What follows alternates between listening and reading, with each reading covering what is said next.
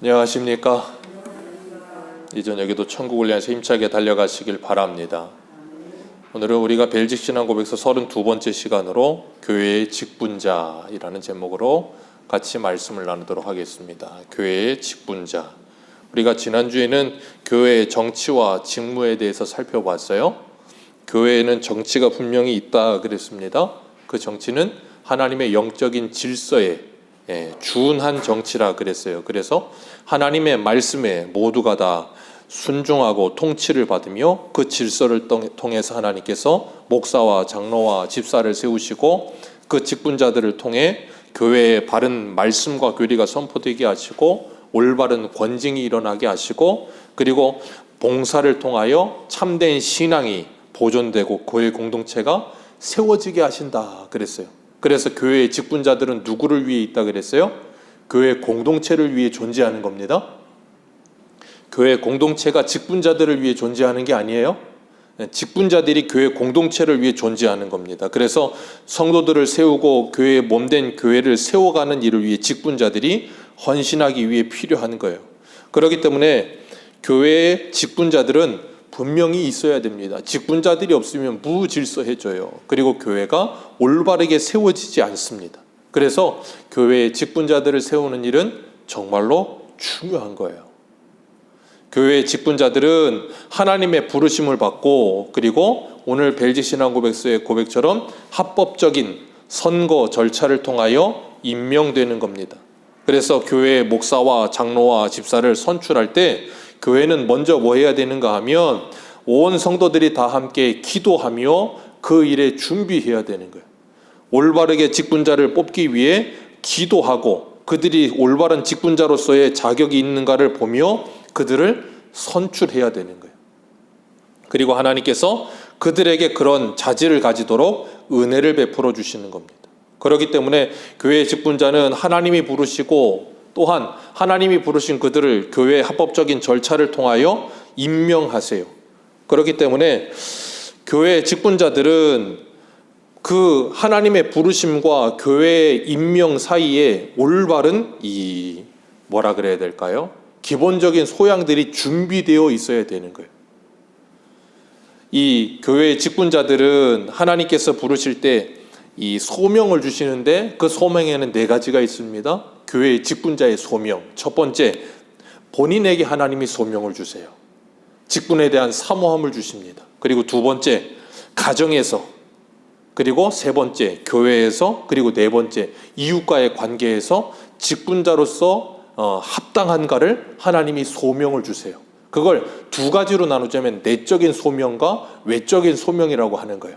직분에 대한 사모함과 간절함이 있는 걸 내적인 소명이라고 하고 가정에서 내가 그 직분을 맡기에 합당한가, 교회에서 내가 그 직분을 맡기에 합당한가, 그리고 이웃 주변의 사람들과의 관계 속에서 저 사람이 정말 그런 직분을 맡기에 합당한 사람인가, 그런 것들이 다 복합되어지는 걸 외적인 소명이라고 부르는 거예요. 그런 것들이 잘 어우러질 때 교회는 그런 사람을 선출하고 임명하며 주님의 몸된 교회를 섬기도록 하는 거예요. 그렇기 때문에 제일 먼저 필요한 건 뭐냐면 직분자를 하나님이 부르신다고 하는 그 부르심에 대한 분명한 소명감이 있어야 돼요. 하나님이 나에게 이 직분을 주셨다라고 하는 분명한 소명감이 없으면 직분에 대한 가치를 몰라요. 그러니까 뭐예요? 직분에 대한 가치를 모르니까 직분을 받고 나서도 직분에 대한 어떤 책임감이나 의무감이라는 게 아무것도 없는 거예요. 오늘날 그런 사람들이 얼마나 많습니까? 무슨 직분을 그냥 무슨 줄 하나 채우는 걸로 생각을 하는 사람들이 있어요. 절대 그렇지 않습니다. 직분은 하나님이 주시는 거예요. 그리고 하나님의 일을 맡기시는 거예요. 그렇기 때문에 그 하나님의 일을 감당하고자 하는 열심과 이 열정이 그 안에 있어야 되는 거예요. 그런 게 없이 직분을 받으면 직분을 받으나 마나 아무 소용이 없어요. 오히려 받는 사람에게 해가 되는 거예요. 그리고 기준에 있어서 직분자를 선출하는 데 있어서도 우리 한국에서 가장 이 문제가 되는 학연, 지연, 혈연과는 전혀 상관이 없어야 돼요. 그런 거에 자꾸 연관되어서 목사와 가까우니까, 목사와 친하니까, 뭐 학연, 지연, 혈연으로 묶여 있으니까 직분을 주고 아니면 안 주고 그렇게 되면 교회는 사단의 놀이터가 되고 맙니다. 품비박산 나는 거예요. 교회는 그렇게 되면. 세상의 공동체에서도 어떤 직을 맡길 사람들은 주변의 사람들이 웬만큼 다 인정하는 사람이어야 되는 거예요. 그러지 않으면 그 사람이 세워져도 인정을 안 해, 사람들이. 나라에서 장관 하나를 뽑아도 청문회를 그렇게도 많이 해요. 철저하게 검증을 하죠. 왜 그래요? 흠이 없는 사람을 찾기 위해서예요. 오늘 본문에 한번 볼까요? 오늘 본문 2절 말씀 같이 한번 읽습니다. 시작. 그러므로 감독은 거기까지만 읽습니다. 10절 말씀도 한번 읽습니다. 시작. 이에 이 사람들은 먼저 시험하여 보고 그 후에 거기까지만 읽습니다. 책망할 것이 없으면 이라고 말하고 있어요. 책망할 것이 없으면 감독으로 장로로 세우고 책망할 것이 없으면 집서로 세워라. 그러면서 흠이 없는 사람이어야 된다라고 말씀하시는 거예요. 우리가 이 흠이 없다는 말이 예수 그리스도 앞에 하나님 앞에 우리는 모두가 다 죄인이에요. 그런 의미에서 흠이 누구나 다 있습니다.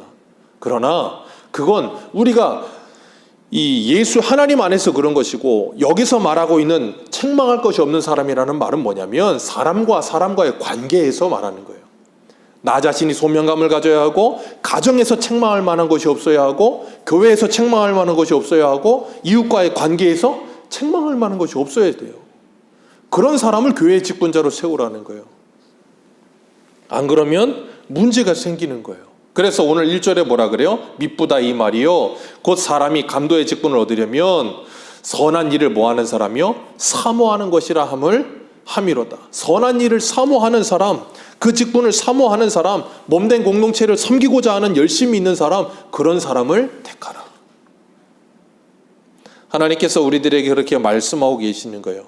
그렇기 때문에 우리가 잊지 말아야 될 것, 우리가 직분을 받는 데 있어서 우리 안수 집사님, 권사님들도 그렇고 직분을 받는 데 있어서 내가 하나님께 부르심을 받았다는 소명감이 분명히 있으셔야 돼요. 분명한 소명감이 있으셔야 돼요. 그래서 우리 첫 번째 문단 이 맨 마지막 줄 바로 위에 그러므로 거기 두 번째 문단 보겠습니다. 그러므로 모든 사람은 거기 한번 읽습니다. 시작.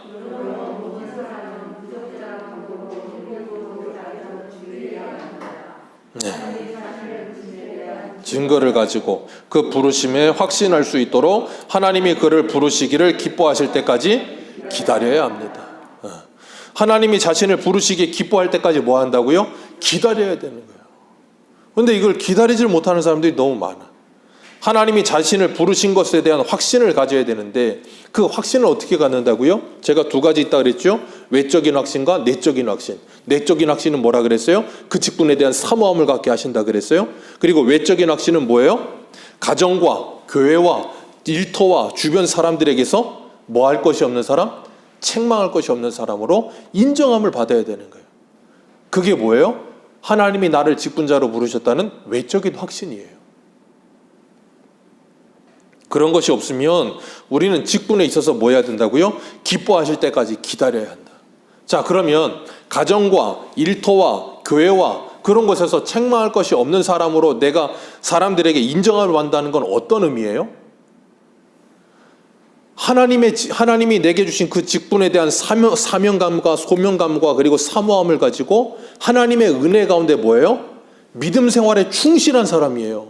믿음 생활에 충실한 사람은 가정에서도 뭐예요? 덕을 끼치는 사람인 거예요.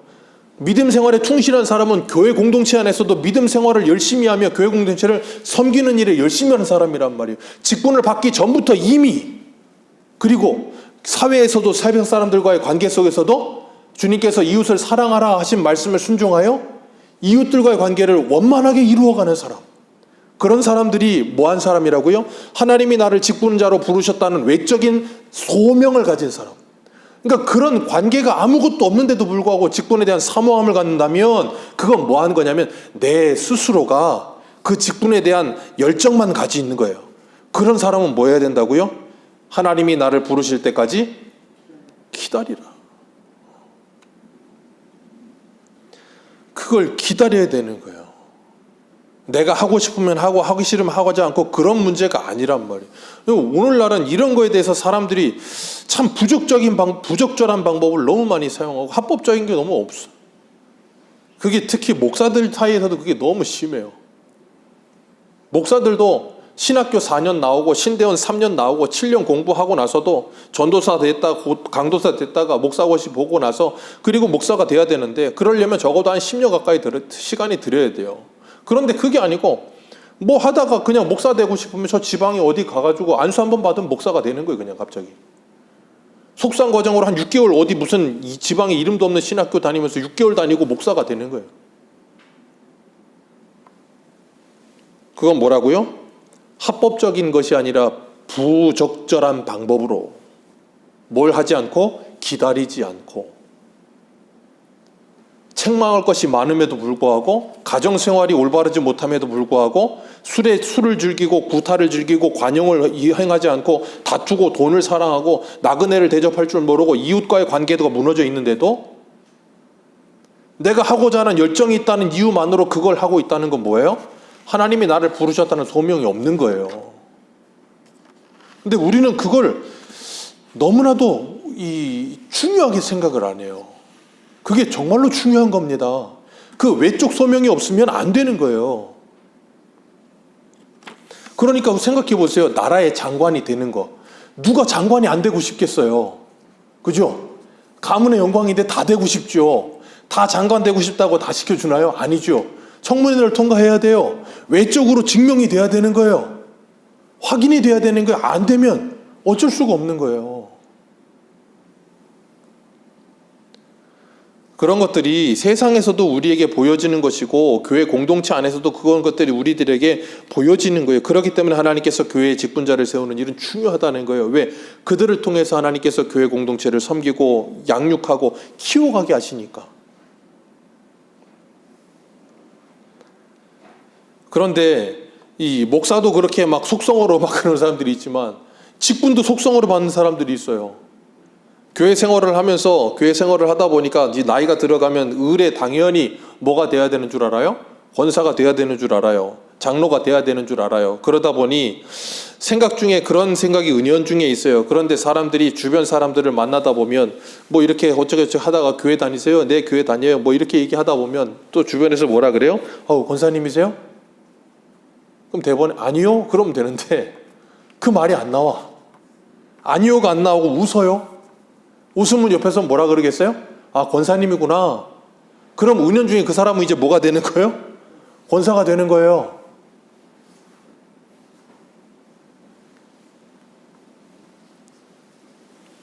그게 오늘날의 현실이에요.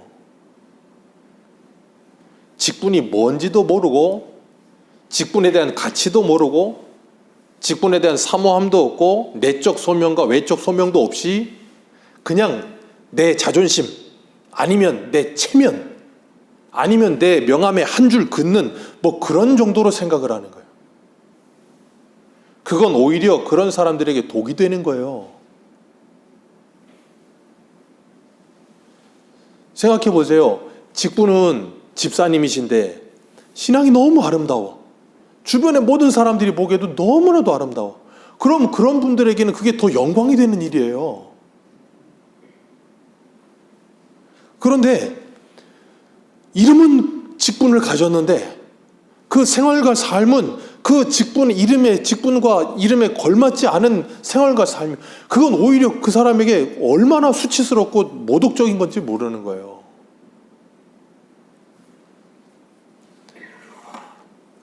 그래서 우리 벨지 신앙고백에서 첫 번째 문단, 두 번째 문단, 그러므로 한번 읽어볼까요? 그러므로 시작. 그러므로 모든 사람은 부적절한 방법으로 밀고 들어오지 않도록, 네, 거기까지만 읽습니다.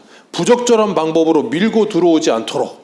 아까 말씀드린 안수 한 번에 목사가 되고 6개월 만에 목사가 되고 사람들이 권사님이 돼 한마디에 그건 권사가 돼버리는 그런 말도 안 되는 부적적인 방법으로 밀고 들어오는 것을 뭐 해야 된다고요? 주의해야 된다는 거예요. 이게 벨지 신앙고백서가 17세기에 쓰여졌어요. 귀도 드 브레가 17세기에 썼는데 그 당시에 이걸 썼다는 말은 그 당시에도 이런 일들이 비일비재했다 그 말이에요. 어떻게 해요?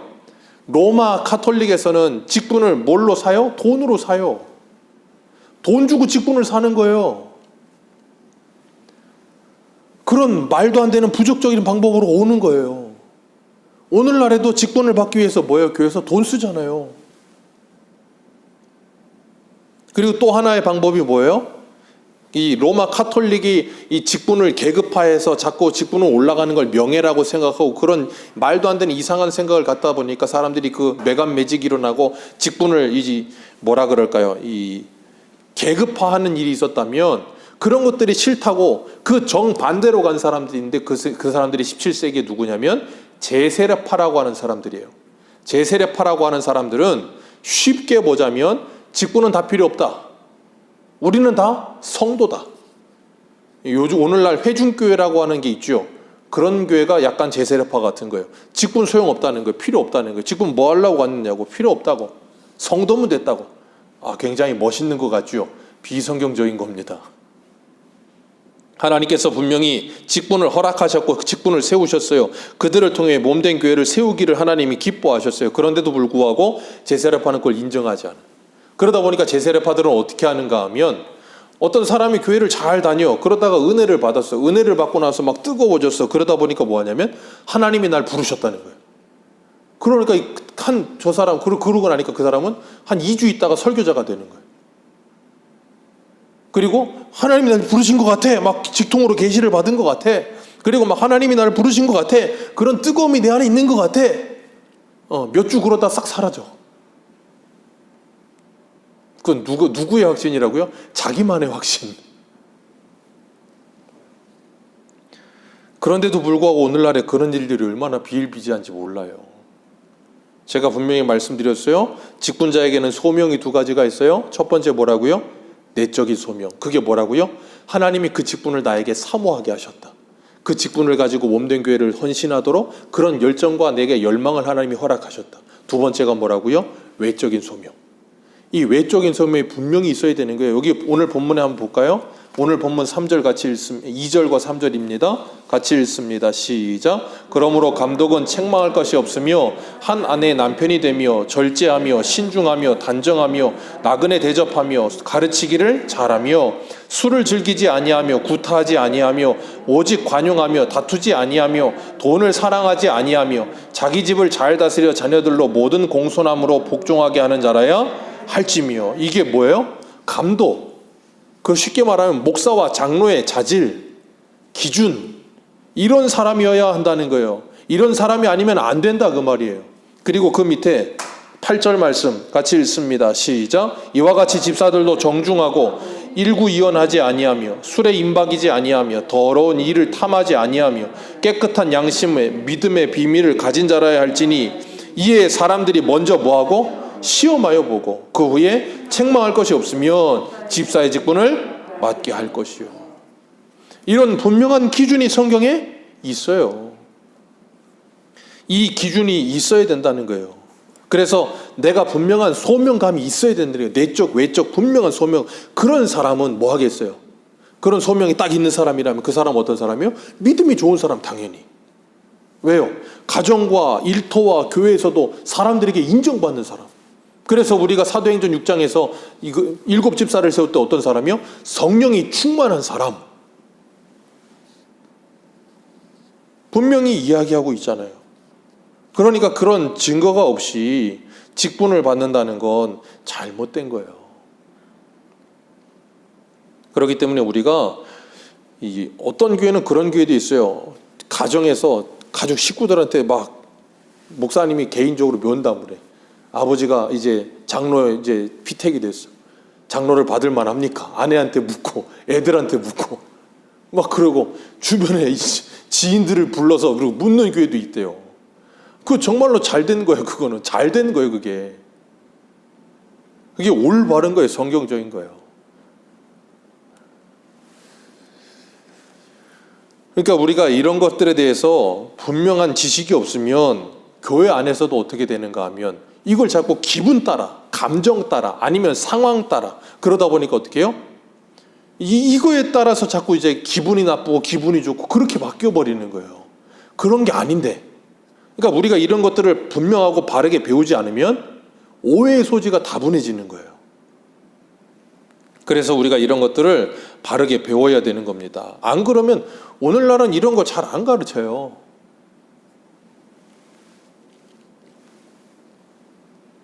그렇기 때문에 내게 직분에 대한 내적 소명과 외적 소명이 분명히 있는가? 그리고 그것이 없다면 나는 좀 기다려야 되는 것이고, 그것이 있는 사람은 뭐 하겠어요? 열정적으로 헌신하겠죠. 그건 당연한 거예요.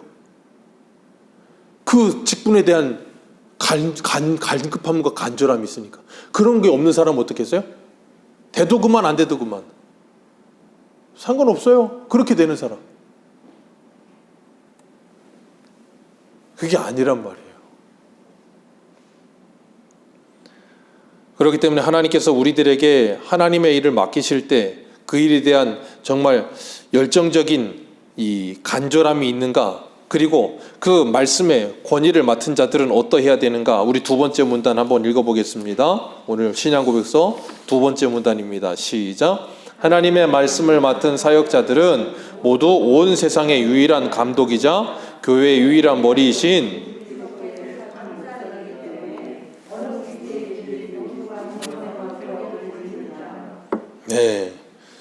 하나님의 말씀을 맡은 사역자들, 쉬운 말로 말하면 목사들이죠. 목사들의 위치는 어디에 있든지 동등한 권세와 권위를 가진다. 그러니까 목사들, 쉽게 말하면 목사에게서도 높은 목사, 낮은 목사가 있는 게 아니고 목사의 권위와 그리고 권세는 뭐하다? 동등하다. 그 이유가 뭐예요? 그들이 그리스도께 속한 하나님의 말씀의 사역자이기 때문인 거예요. 다른 게 아니라. 그러니까 목사의 권위는 어디에서 나와요? 이 말씀이요. 아멘이십니까?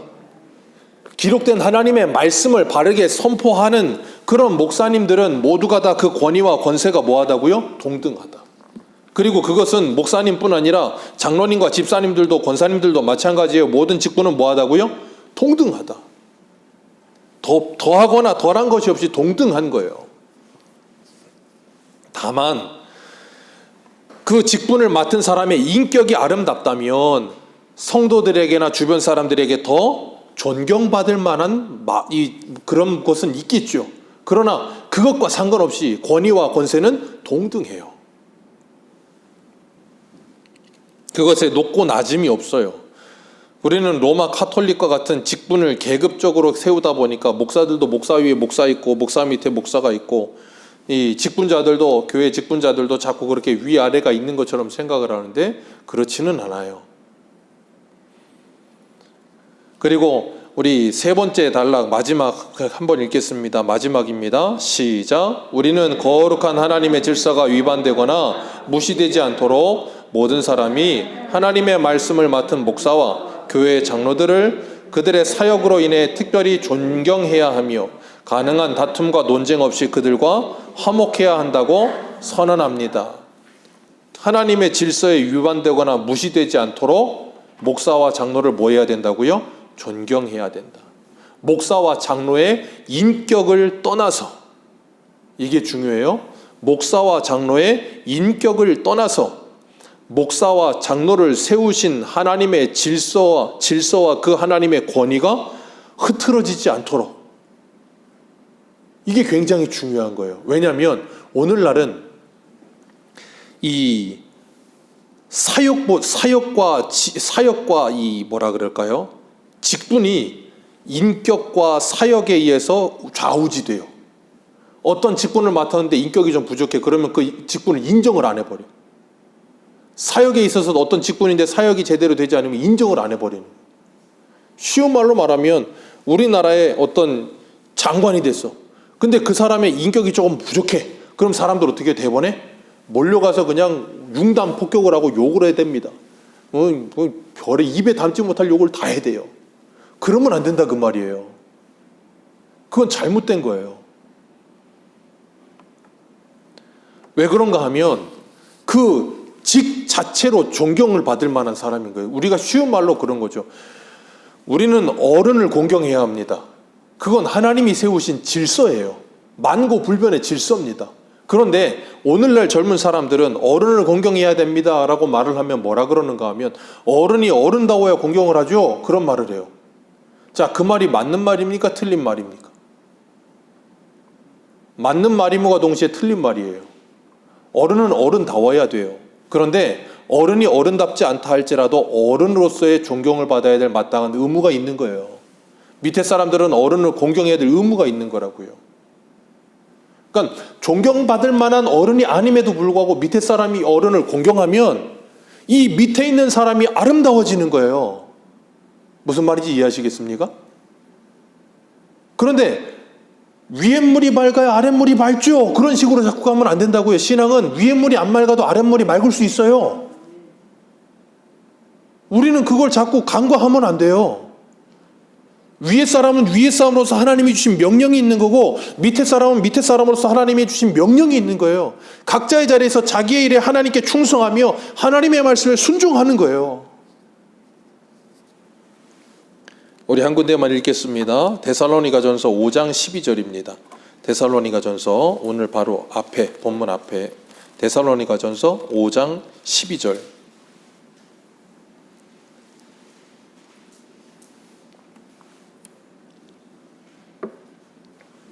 (5장 12절) (13절입니다)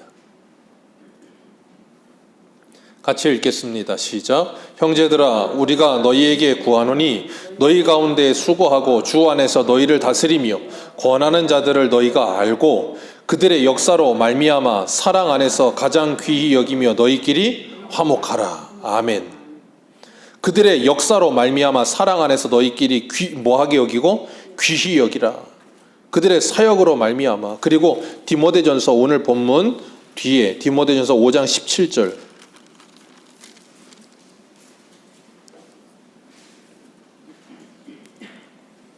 디모데전서 5장 17절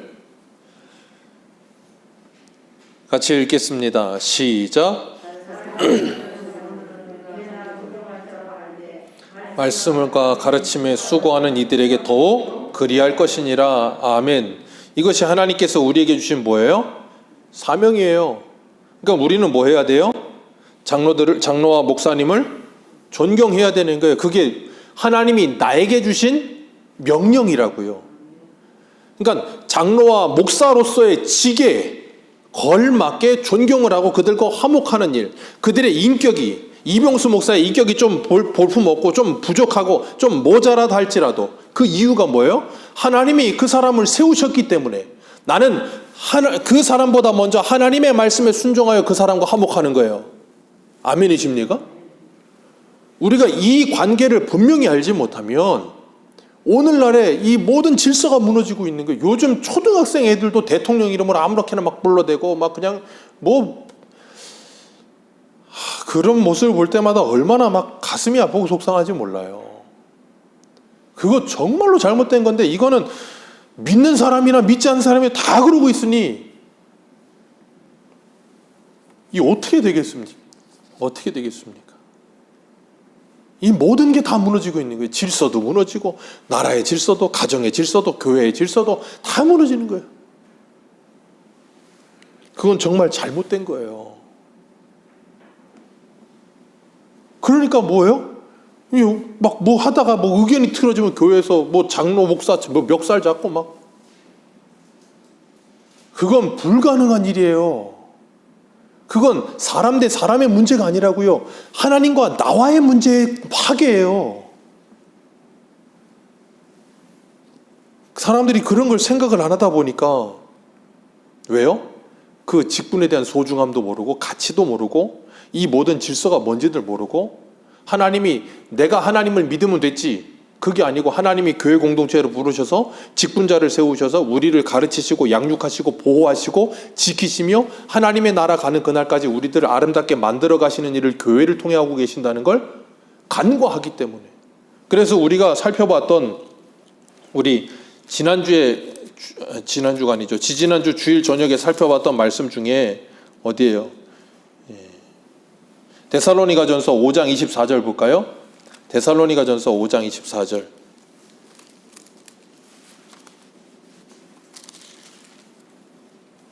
데살로니가전서 5장 24절입니다.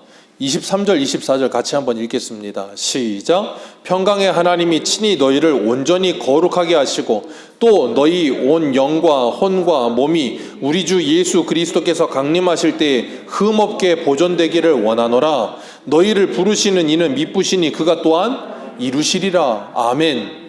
우리를 흠이 없는 그리스도의 강림하실 때까지 우리를 흠없게 보존하시기 위해 하나님께서 이 일을 이루신다 그랬잖아요. 하나님이 이 일을 이루시기 위해 뭘 주셨어요? 교회 공동체를 주신 거예요.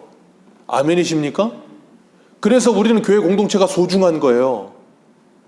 그래서 칼빈은 하나님을 아버지라 부르는 사람은 교회를 어머니라 부른다 그러는 거예요.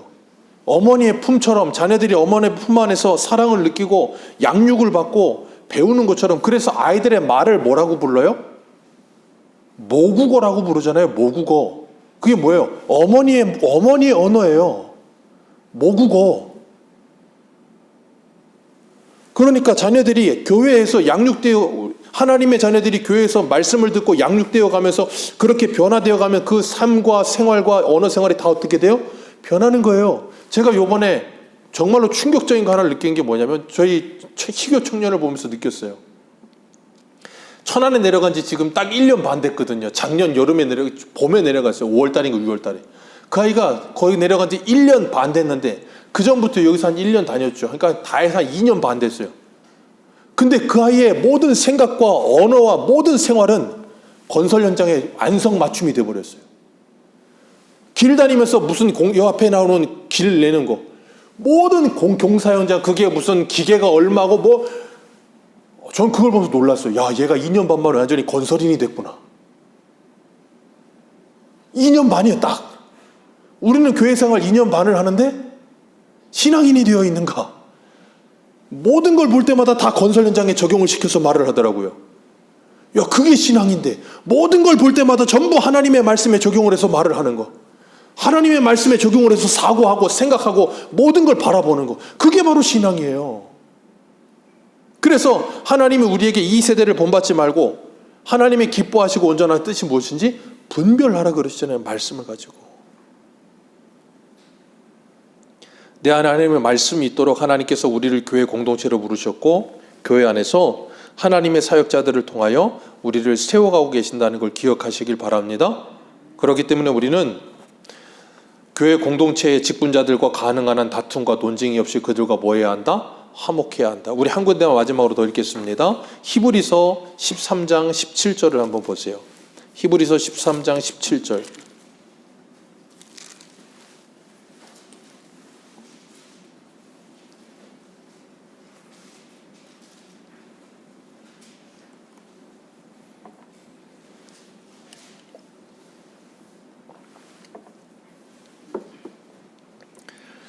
같이 읽겠습니다. 시작. 그들은 너희의 영혼을 위하여 경성하기를 자신들이 청산할 자인 것 같이 하느니라. 그들로 하여금 즐거움으로 이것을 하게 하고 근심으로 하게 하지 말라.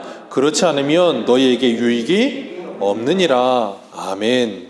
너희를 인도하는 자들에게 뭐하고? 순종하고 복종하라. 그것이 너희들의 영혼을 위하여 유익한 것이다. 주님께서 우리들에게 분명히 말씀하세요. 나는 하나님 믿고 예수님 믿기만 하면 됐죠가 아니라 그 말이에요. 하나님과 예수님을 믿죠. 그리고 주님은 우리를 어디로 부르셨다고요? 교회 공동체로 부르셨다는 걸 잊지 마세요. 그걸 잊지 마셔야 돼요. 오늘날은 그 교회론이 너무나도 흐려져 버렸어. 하나님 믿고 예수님 믿으면 됐지. 아니라니까요. 분명 목사와 장로와 집사와 권사님들도 완전하지 않아요. 사람입니다. 흠도 있을 수 있고요. 때로는 조금 부족함이 보일 때도 있을 거예요. 그러나 그들을 누가 세우셨다고요? 하나님이 세우셨다. 그것에 대한 분명한 인식을 가지고 그들과 화목하고 그들과 더욱더 하나 되기 애쓰며 그들을 위해 기도해 줄 수 있으셔야 돼요. 그래야 주님의 몸된 교회가 더욱더 아름답게 하나 되어가며 질서가 잡혀가게 될 줄로 믿습니다. 그래야 하나님께서 교회 공동체를 건강하게 세우시는 거예요. 그게 잘 돼야. 그러니까 건강한 교회는 올바른 직분과 그리고 직분자들의 헌신과 그리고 성도들의 이런 분명한 신앙의 개념을 가질 때 모든 이들이 유기적으로 하나 되어 보여요? 견고해지는 거예요. 그렇게 건강해져 가는 거예요. 그렇게 우리 새소망교회가 건강하게 세워져 가며 하나님께 영광 되어지고 정말 세상 사람들에게도 덕이 되어지는 아름다운 교회, 아름다운 성도 되시기를 축복합니다. 기도하겠습니다.